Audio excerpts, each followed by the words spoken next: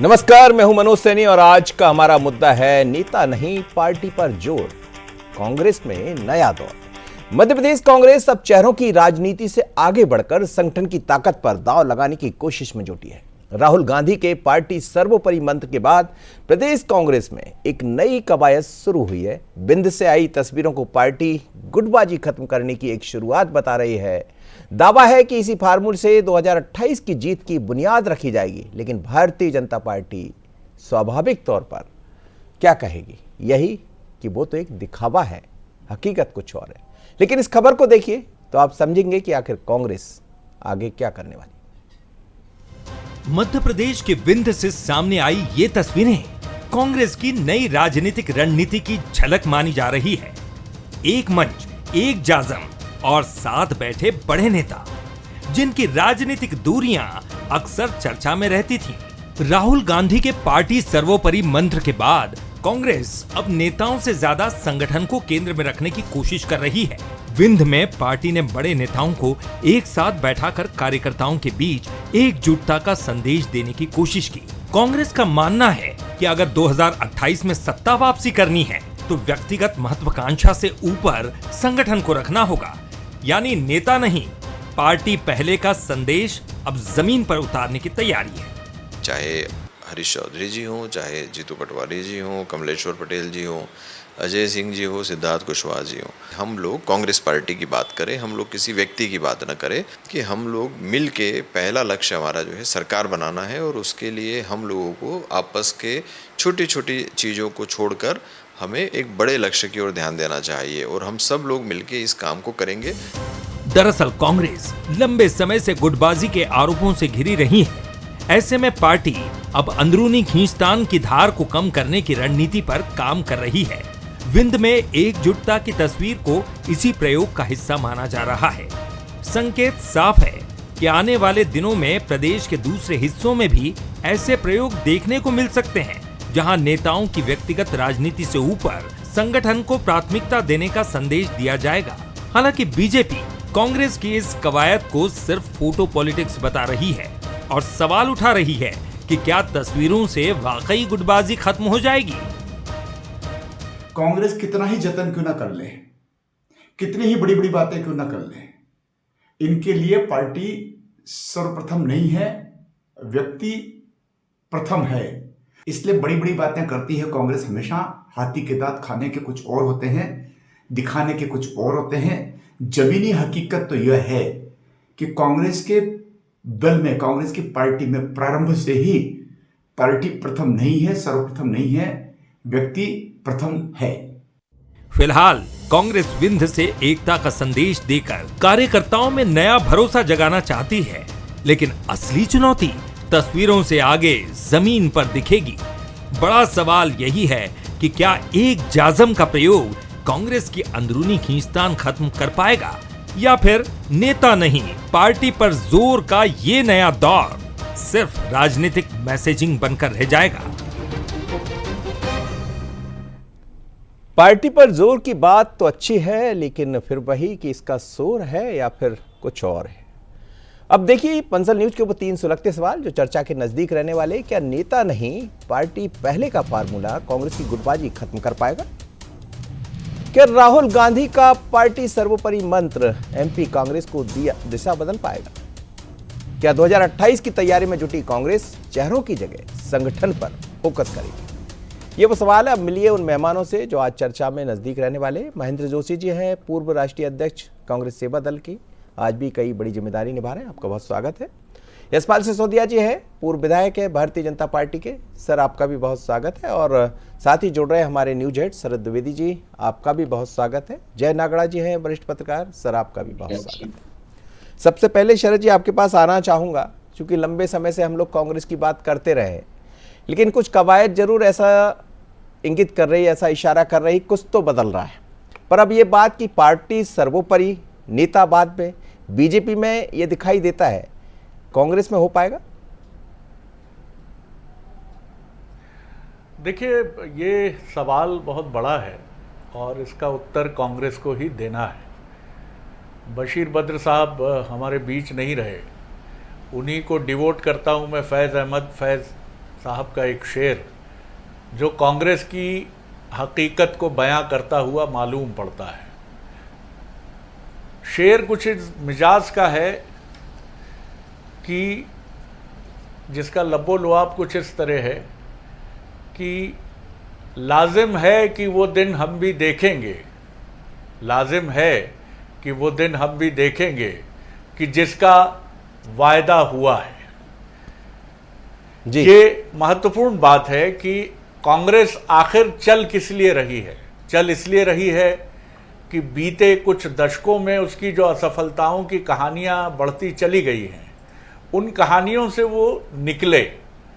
तो लाजिम है कि वादा है और वो दिन हम भी देखेंगे। तो अगर वो दिन देखना है मनोज जी, और वो दिन हम सब अगर अपनी निजी जिंदगी की भी बात करें तो हम अगर अपनी मुश्किलात से, अपनी चुनौतियों से निकलना चाहते हैं तो रास्ता क्या होता है? फाइट इट आउट, लड़ो और बाहर निकलो। आप ये नहीं सोच सकते हैं कि बैठे बैठे एक दिन सब कुछ बदल जाएगा, मजबूत भारतीय जनता पार्टी कमजोरियों से घिर जाएगी, जब उसकी दरारें चटक कर बिखरने लगेंगी उसी क्षण कांग्रेस का भाग्योदय हो जाएगा। ऐसा नहीं हो सकता। तो कांग्रेस ये समझ चुकी है अच्छे से। और आप देखिए उसके लेटेस्ट उदाहरण देखिए, केरलम। पहले आप बढ़िए केरलम की तरफ, जब ये माना जा रहा था कि कहीं ऐसा ना हो फिर आला कमान की तरफ से एक नाम थोप दिया जाए, केसी वेणुगोपाल हो सकते हैं, नहीं हुए। नीचे से नाम आया, ग्राउंड से नाम आया, सतीशन सामने आए। फिर आप आइए लेटेस्ट कर्नाटक की तरफ। कर्नाटक में बड़ा शोर था कि साहब 50-50% का फार्मूला चल नहीं सकता है, लेकिन बड़े अच्छे तरीके से सिद्धारमैया के चेहरे पर मैं कड़वाहट ढूंढ रहा था, मिली नहीं मनोज मुझे। जी जी, मैं देख रहा था कि कहीं पीड़ा दिखे। और जिस तरह वो सूची लेकर दिल्ली पहुंचे हैं, उससे ये बात साफ हो गई है कि उनके साथ एक बहुत अच्छा प्लान तैयार किया गया है। हुजूर आपके बेटे को भी देखेंगे सिद्धा साहब, आपके आगे के प्लान्स को भी देखेंगे, अब डीके साहब को आने दीजिए। तो कुल मिलाकर कांग्रेस सीख रही है, बीजेपी से भी सीख रही है, अपनी खामियों से भी सीख रही है। अच्छी बात है, अगर इस तरह चलेंगे लड़ाई दिलचस्प होगी मनोज जी। बहुत अच्छी बात आपने कही है। और अभी उदाहरण भी ऐसे दिखाई दे रहा है जिसमें लग रहा है कि कांग्रेस सच में सीख भी रही और थोड़ा सा बदल भी रही, समय के साथ अपने आप को तैयार कर रही। यशपाल जी, यदि कांग्रेस इस तरह बदल रही है जैसा दिखाई दे रहा है, और मध्य प्रदेश में तो कुछ ऐसा नया नहीं है, यहाँ तो दोनों पार्टियां हैं, भारतीय जनता पार्टी और कांग्रेस, और 18 में वो दिखाई भी दिया। लेकिन जो कांग्रेस की कवायद है, कांग्रेस जिस तरह आप कह रहे हैं कि सिर्फ दिखावा है, लेकिन तस्वीरें तो कुछ और बयां कर रही। तस्वीरें कह रही है कि इस बार तो लड़ना पड़ेगा। मनोज जी, जिस विंध्य की बैठक का और विंध्य का आप घटनाक्रम को लेकर के आज डिबेट का विषय बना रहे हैं, उसी विंध्य के बड़े नेता, पूर्व नेता प्रतिपक्ष और कांग्रेस के वरिष्ठ विधायक अर्जुन सिंह जी के सुपुत्र राहुल भैया अजय सिंह जी को हमने एक मंच से, एक कार्यक्रम से बॉयकॉट करते हुए, नाराजगी व्यक्त करते हुए, उठते हुए भी देखा है। हम ये भी कहना चाहेंगे मनोज जी के, तब जब हम कहते थे कि कांग्रेस व्यक्ति की पार्टी है, एक खानदान की पार्टी है, वंशवाद की पार्टी है, आज दशकों के बाद अगर बिंदी से आवाज उठती है कि हम व्यक्ति की तरफ नहीं जाएंगे, पार्टी की तरफ जाएंगे, तो पहले तो मैं कहना चाहूंगा कि पार्टी सर्वोपरि की आज बड़े लंबे दशकों के बाद कांग्रेस को याद आई कि हम अब पार्टी की तरफ जाएंगे, व्यक्ति की तरफ नहीं जाएंगे, पार्टी सर्वोपरि है जी। मेरा कहना यह है मनोज जी कि इतने लंबे दशकों के बाद कांग्रेस ने अंतोगत्वा ये तो स्वीकार कर लिया है कि उनकी पार्टी में व्यक्ति प्रथम होता था, दल बाद में होता था। जिस प्रकार से राष्ट्र प्रथम का भाव कांग्रेस में नहीं है, उसी प्रकार से पार्टी प्रथम का भाव भी कांग्रेस में नहीं है। सर, स्वीकारोक्ति भी तो बड़ी बात है। यदि आप कह रहे हैं कि स्वीकार कर लिया, तो स्वीकारोक्ति भी बड़ी बात है। यदि स्वीकार किया तो माना, तो मतलब सुधार की तरफ बढ़ रहे हैं जी। तो इसका मतलब यह है मनोज जी कि हम जो कहते थे, भारतीय जनता पार्टी जो कहती थी वो सही कहती थी कि कांग्रेस व्यक्ति की पार्टी है, ये संगठन की पार्टी नहीं है, दल की पार्टी नहीं है। और मैंने कहा ना, नेहरू जी से ले लीजिए, इंदिरा जी से ले लीजिए, राजीव गांधी ले लीजिए, राहुल गांधी, सोनिया गांधी, प्रियंका वाड्रा, ये सब व्यक्ति के इर्द गिर्द पार्टी इनके इर्द गिर्द है। तो मैं तो इस बात को आश्चर्य व्यक्त कर रहा हूँ शरद जी कि मध्य प्रदेश में क्या होगा। दिग्विजय सिंह जी के सिपह सलार किधर जाएंगे, कमलनाथ जी के सिपह सलार किधर जाएंगे, जीतू पटवारी जी और उमंग सिंगार के सिपह सलार किधर जाएंगे। क्या इन सबको ये नया प्रयोग, ये नई प्रयोगशाला, जैसे कांग्रेस में प्रयोगशाला है, नवसृजन में एजेंडा नहीं था मनोज जी। जी। नवसृजन में संगठन की बात आती थी, आज नवसृजन को भूल गए और आज पार्टी सर्वोपरि हो जाएगी ऐसा मान करके चल रहे हैं। मुझे लगता है कि हाथी के दांत खाने के कुछ और होते हैं, दिखाने के कुछ और होते हैं। आगे आगे देखिए होता है क्या। चलिए आगे आगे देखते हैं हम भी कि होता है क्या। महेंद्र जोशी जी बेहतर तरीके से बताएंगे, वहाँ मौजूद थे बिंद में। और बिंद से यदि आप शुरुआत कर रहे हैं महेंद्र जी, तो बिंद वही है जो लगातार भारतीय जनता पार्टी के खाते में जा रहा है, बहुत अच्छे से जा रहा है। मतलब काफ़ी सारी सीटें वहाँ पर बीजेपी लेने में कामयाब होती है। क्या इसीलिए बिंद को आपने चुना है? और बिंद के नेताओं की तरफ से आवाज़ भी कुछ ज़्यादा दिखाई दी, कमलेश्वर पटेल के सुर भी आए सामने, अजय सिंह जी के भी सुनाई दिए। लेकिन जो एक जाजम की बात हो रही है, क्या वो बात बन गई पक्की? सबसे पहले मैं आपको एक बात ज़रूर कहूँगा कि भारतीय जनता पार्टी के हमारे आदरणीय भाई साहब यशपाल सिंह जी ने कहा, ये जो सारी बातें बता रहे थे, तो मैं आपको इतना बता देता हूँ कि ये उनका डर बड़ा स्पष्ट दिखाई देता है। अगर आप मान के चलिए, आप भले ही मुस्कुरा लें, और हम चाहते हैं कि आप ऐसे ही मुस्कुराएं, क्योंकि जब सत्ता में मदांध होकर व्यक्ति अहंकार में जब ये सब बातें कहने लगता है, तो मुझे लगता है कि दूसरे पक्ष यानी कांग्रेस के लिए इससे बेहतर और कोई स्थितियां नहीं हो सकती। मैं आपको स्पष्ट कर दूं, ना ये कोई विंद की आवाज़ थी, न किसी और की आवाज़ थी।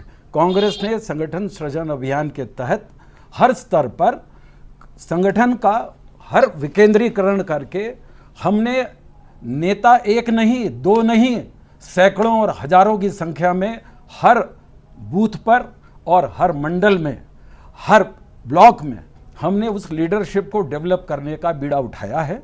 और मेरा मानना यह है कि अगर कुछ तो हमारे से गलतियां हो गई, हमने उन गलतियों से सीखा, क्या बेहतर किया जा सकता है, हम उस दिशा में बढ़ रहे हैं। एक बात का ज़रूर जवाब देना चाहता हूं, आपने व्यक्ति पर केंद्रित बात कही है। मेरा मानना यह है कि जब यशपाल जी आप उंगली उठाएं, तो सबसे पहले यह ध्यान दीजिएगा, आपकी समूची पार्टी आज केवल और केवल आपके प्रधानमंत्री नरेंद्र मोदी पर केंद्रित पार्टी बनी है। अब आपके यहाँ पर कोई दूसरी पार्टी का नहीं, भाजपा की सरकार नहीं कहा जाता, मोदी सरकार कहा जाता है। मेरा मानना यह है, इसे स्वीकार करिए। हम सार्वजनिक जीवन में हैं, कम से कम इतनी शुचिता होना चाहिए। हम मानते हैं हमारी कमजोरी रही, हम हार गए, आप जीत गए। पर मेरा मानना यह है, हमने हर स्तर पर वैचारिक स्पष्टता के साथ में हमने हर स्तर पर, मंडल स्तर पर, हमारी जो आधुनिक तकनीक के आधार पर संगठन को किस प्रकार बनाना, ये सारी बातें लेकर हमने ये मॉडल शुरू किया है। और मेरा मानना यह है, ये नवाचार हम इसलिए कर रहे हैं कि हर मंडल पर अकाउंटेबिलिटी फिक्स कर सकें। और ये केवल रीवा तक नहीं, आदरणीय राहुल भैया और कमलेश्वर पटेल जी और सभी पूरे प्रदेश के नेता इस विषय पर एक हैं। और हम सब मिलकर मध्य प्रदेश में ये जो नया काम शुरू किया है हमने संगठन सृजन के अभियान के तहत, जिसमें हमारे नेता राहुल गांधी ने स्पष्ट कहा है, हर व्यक्ति को प्रशिक्षित तौर पर वैचारिक प्रतिबद्धता के साथ ऐसा सैनिक बनाया जाए जो भारतीय जनता पार्टी के द्वारा जो लोकतंत्र की चोरी होती है, जिस प्रकार आप बूथ का और इवेंट मैनेजमेंट करके सरकारें बनाते हैं, अब की बार आप देखिएगा आने वाले वक्त में आपको हम ये बता रहे हैं, हमारी ट्रेनिंग आपको एक नई परिस्थिति में लाकर खड़े करेगी और 2028 में कांग्रेस की सरकार बनाएंगे, ये हमारा संकल्प है। चलिए, अच्छा है, संकल्प आप दोनों का है। जय नागड़ा जी, आपने तो कांग्रेस का वो दौर भी देखा और खूब खबरें की है, लेकिन वर्तमान कांग्रेस के बारे में जो कहा जा रहा है, आप कैसा समझ पा रहे हैं? आपने महेंद्र जोशी जी को भी सुना, भारतीय जनता पार्टी को भी सुना, शरद जी ने तो अपनी बात की है, लेकिन आपका नजरिया क्या है? ये बात सही है कि कांग्रेस का एक जो दौर था जिस समय कहरों पर उसके वोट डलते थे, आज वो स्थिति बीजेपी की हो गई है। आज बीजेपी पे मोदी जी के नाम पर पूरी बीजेपी बोल रही है। तो मुझे लगता है कि पार्टियां सब एक दूसरे से सीखती हैं। ऐसा नहीं है कि बीजेपी ने कुछ कांग्रेस से सीखा, कुछ कांग्रेस बीजेपी से सीख रही है। और ये बात सही है कि किसी भी पार्टी में यदि आंतरिक प्रजातंत्र यदि ठीक करना है तो आपको पार्टी आगे टीम को मजबूत करना पड़ेगा बजाय चेहरों के। और यदि देर आए दुरुस्त आए, यदि पार्टी अपनी गलतियों से सीख रही है, तो स्वीकार कर रही है, तो मुझे लगता है कि इसमें कोई बुराई नहीं है।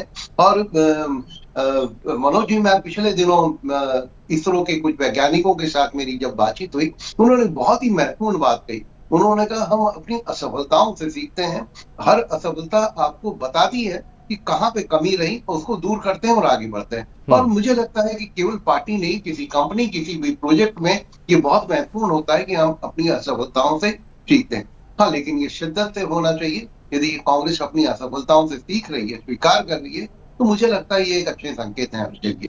जी बिल्कुल, और जीवन में सबसे ज़्यादा यदि कहीं से सीखा जाता है तो वह असफलता से सीखा जाता है, बशर्ते है कि आप किस तरह उसको ले रहे हैं। शरद जी, ये जो सुधार की जो बातें कांग्रेस की तरफ से कही जा रही है, हम चेहरे भी देख रहे थे कुछ दिन पहले, अलग अलग मंच पर अलग अलग बयान सामने आए, हमने उस पर भी डिबेट की, चर्चा की, समझने का प्रयास किया, लेकिन अब सभी चेहरे, ये बात सच है कि विंध्य में दिखाई दे रहे थे, और विंध्य तो वही है जहाँ से भारतीय जनता पार्टी भी उम्मीद कर सकती है और कांग्रेस भी।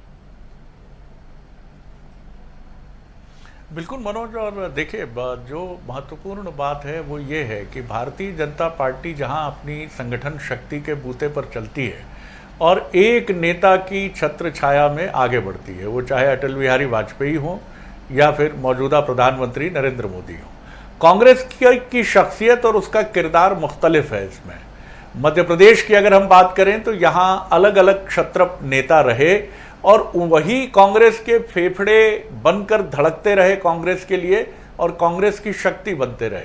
तो यशपाल जी ये बात भले ही कहें कि कांग्रेस में अलग अलग धड़े हैं, नेता हैं, लेकिन कांग्रेस की शक्ति ही यही है।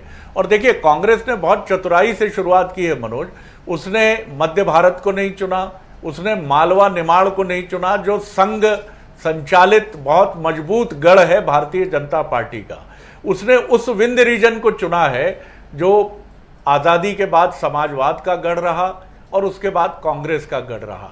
और वो किसी भी पार्टी का, दो ही दल है मध्य प्रदेश में, वो किसी भी पार्टी का कोई बहुत विश्वसनीय वोट बैंक नहीं है, खासतौर से 90 के दशक के बाद। तो कांग्रेस जानती है कि उसे शुरुआत करनी है, अगर उसको कहीं पहले प्रयास करना है तो वो विंध्य है number 1, and number 2 is Gwalior Chambal. फिर उसके बाद वो अपनी इन सीटों की तरफ आएगी जो भोपाल संभाग की हैं, मालवा निमाड़ की हैं। तो कुल मिलाकर कांग्रेस लगातार स्टडी कर रही है, ठीक उसी तरह जैसे बीजेपी करती है या अमित शाह जी की शैली है चुनाव प्रबंधन की। और दूसरी महत्वपूर्ण बात कि इस समय राहुल गांधी स्वीकार्यता के संकट से नहीं गुजर रहे हैं। वो निर्विवाद रूप से विपक्ष के राष्ट्रीय स्तर पर एकमात्र नेता हैं। जितने भी दिग्गज नेता हैं, संयोग ऐसा रहा, स्टालिन, ममता बनर्जी, अखिलेश यादव भी इस समय स्वीकार्यता के संकट से जूझ रहे हैं। बहन जी कहाँ हैं पता नहीं है। आम आदमी पार्टी भी संघर्ष कर रही है। ऐसे में राहुल गांधी का, ये मैं नहीं कहूंगा श्रेष्ठ समय है, लेकिन राहुल गांधी का स्वीकार्यता की पहली, दूसरी, तीसरी सीढ़ी पर राहुल गांधी खड़े हैं। तो निश्चित तौर पर उनकी बात, उनकी समझ कांग्रेस के लिए इस समय बहुत अलग, अगर ठीक दिशा में जाती है तो संजीवनी भी बन सकती है। बिल्कुल। और यशपाल जी, आपने कर्नाटका को अभी देख रहे हैं आप, ठीक है आप लोग ये किया करते थे, लेकिन बड़ी संजीदगी से, बड़ी ही अलग तरह की एक तैयारी के साथ कर्नाटक की बात करें या केरल की बात जो शरद जी भी कर रहे थे, वहाँ तो वो कर पाने में सफल दिखाई भी दे रहे हैं। अब यदि यही स्थिति मध्य प्रदेश की तरफ आती है कांग्रेस की, जो तैयारियां दिखाई दे रही, हालांकि आपके कुछ सवाल थे, उनका जवाब महेंद्र जोशी जी ने दिया है, और उनके भी कुछ सवाल है, उनका जवाब भी आप दीजिएगा। मैं मनोज जी, निश्चित रूप से श्री महेंद्र जोशी जी ने जो 2-3 बात कही, उसको जरूर उल्लेख करूंगा कि एक तो श्री जोशी जी ने नरेंद्र मोदी जी पर केंद्रित किया है कि पार्टी नरेंद्र मोदी जी की बनकर रह गई है। मैं ये निवेदन करना चाहूंगा कि क्या जिस प्रकार से नितिन नवीन जी को पदभार ग्रहण हुआ है और जिस प्रकार से राष्ट्रीय अध्यक्ष बने हैं, और उसके बनने के बाद अगर मोदी जी सार्वजनिक रूप से कहते हैं कि नितिन जी मेरे बॉस हैं, मेरी पार्टी के बॉस हैं, क्या सोनिया गांधी जी और क्या राहुल गांधी जी खड़गे जी को आज तक हमने तो नहीं सुना कि मेरे बॉस हैं, पार्टी के बॉस हैं, और आने वाले समय में भी शायद उनके मुखारबिंद से ये शब्द नहीं जाएंगे जो मोदी जी के मुखारबिंद से नितिन नवीन जी के लिए। दूसरा, जोशी जी आपने जिस प्रकार से भी कहा कि चुनाव में हथकंडे अपना करके, देखिए एसआईआर के मामले में भी और ईवीएम मशीन के मामले में भी आपकी पार्टी की और आपकी इंडी गठबंधन को किस प्रकार से सुप्रीम कोर्ट ने लताड़ लगाई है, फटकार लगी है, और एसआईआर की पूरी प्रक्रिया को प्रामाणिकता और पारदर्शिता का सर्टिफिकेट सुप्रीम कोर्ट ने दिया है। भारत निर्वाचन आयोग की जो कार्यप्रणाली है उस कार्यप्रणाली पर मोहर लगी है। आपकी यहाँ यही कमी है कि आपके यहाँ जब असफलता होती है तो कहते नाचने जाने आंगन टेढ़ा। आपके यहाँ पर जिस प्रकार से दल में, मैं फिर कहना चाहूंगा कि व्यक्तिनिष्ठ आपकी पार्टी है, परिवारवाद की और अग्रसर होने वाली पार्टी है, और आपकी पार्टी में जो क्षत्रप हैं वो किस प्रकार से, मैं ये भी कहना चाहूंगा मनोज जी कि राज्यसभा का चुनाव चूंकि सन्निकट है, तो शायद बिंद से संदेश देना चाहते हैं कि राज्यसभा के चुनाव में एक हो जाना, नहीं तो हमारे 4-5 वोट गड़बड़ा जाएंगे। चलिए, और अभी ये भी देखने में आ रहा है कि भारतीय जनता पार्टी भी अपनी प्रदेश की कार्य समिति घोषित नहीं कर पाई है। वो क्यों नहीं कर पाई, ये भी आप बेहतर समझ रहे हैं। महेंद्र जोशी, जवाब दीजिएगा। सर, संस्थाओं की आड़ में राजनीति करना मुझे लगता है भारतीय राजनीति के परिदृश्य का सबसे बुरा दौर है। मैं आपको बड़ा स्पष्ट कर देता हूं, आप कुछ भी कहें, आपको मालूम है कि मैं सुप्रीम कोर्ट या अन्य कोर्ट के खिलाफ कोई टिप्पणी करना नहीं चाहिए, ये मेरी मर्यादा कहती है। लेकिन आप ये जानते हैं कि देश की तमाम वो संस्थाएं जो स्वायत्त हुआ करती थी, उनकी आड़ में जिस प्रकार राजनीति की जाती है, हमारा विषय दरअसल प्रशिक्षण पर आधारित है, हम उस पर ही बात करेंगे। मैं आपको इतना स्पष्ट कर देता हूं कि मध्य प्रदेश में मैं प्रशिक्षण का प्रभारी के नाते एक विनम्र कार्यकर्ता के रूप में आपसे बताना चाहता हूं। आपने अगर कहा ये फोटो अपॉर्चुनिटी थी, तो मैं आपको बता देता हूं, मैं चाहता हूं कि आप कृपया यही मानिए कि हम ये फोटो अपॉर्चुनिटी कर रहे हैं, हम कोई तैयारी नहीं कर रहे हैं। मुझे लगता है किसी भी सत्ता का सबसे बड़ा कमजोर बिंदु वही होता है। मैं एक उदाहरण देकर के कहना चाहता हूं, एक सेकंड में बात करूंगा, कि मगध के राजा धनानंद का भी यही अहंकार था, पर ऐसा ही हमने कई चाणक्य तैयार किए हैं हर क्षेत्र में, हर बूथ पर, जिन्होंने अपनी शिखा खोल रखी है। और मान के चलिए 2028 में यशपाल जी फिर हम और आप मिलेंगे और फिर चर्चा होगी, और मुझे लगता है आपको सफाइयां देना पड़ेगी कि हाँ, हम अपने अहंकार के तले दबकर हार गए। ठीक है सर। जय नागड़ा जी, बहुत जल्दी 10 सेकंड में जवाब दे दीजिएगा। वो कह रहे हैं कि हमने कई चाणक्य तैयार कर दिए, आपको दिखाई दे रहे हैं?